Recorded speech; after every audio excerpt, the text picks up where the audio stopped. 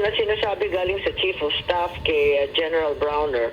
At nalulungkot ako kung totoo man to. Hindi ko alam kung totoo kasi hindi naman authenticated. Pinasa-pasa lang sa Viber groups na nananawagan na siya at kinukumusta at nagpapasalamat sa lahat ng nagsasabi na sila daw ay magvo-volunteer para ipagtanggol ang Pilipinas. Alam ko naman, tapang at hindi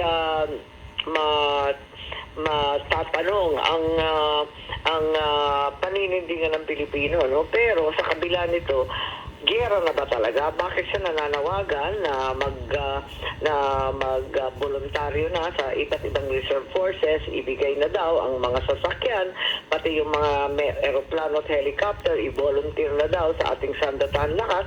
Nervous to. Ano bang ibig sabihin? Susugod na ba tayo sa China o susuguri na ba tayo ng China? Ang akin kasi, bilang opisyal, bilang hinalal, ang pangunahing tungkulin natin ay ipagtanggol at depensahan ang buhay ng bawat Pilipino. Kung ilalagay mo sa panganib ang buhay ng Pilipino, kasi atribido kang sumisiksik dyan sa away ng dalawang damuhalang bayan, may kasalanan kang matindi sa taong bayan. Ayaw natin na magkagera. Bakit parang hat na hat sila makipagbunuan dyan? Hindi naman natin kaya ang China. Higit sa lahat, hindi naman natin kaaway. Sila nga lagi nagpapadala ng pagkain. Sila rin nagpapadala ng bakuna. Kung ano-anong tulong kapag bagyo kasi sila malapit.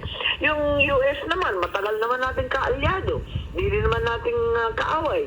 Defense and treaty ally yan. Ano bang problema? Bakit tayo nakikisangkot diyan sa away ng China at ng US? At tanungin mong kapatid mo. Buhay ng mga Pilipino itataya para lang makisangkot dyan. Hindi naman nating away yan Wala naman tayong kaaway. Alam mo, naman natin pero yung kapatid mo hindi nag-iisip. Bansa, biglang geopolitical games ang linalaro natin. Wala tayong papel dyan.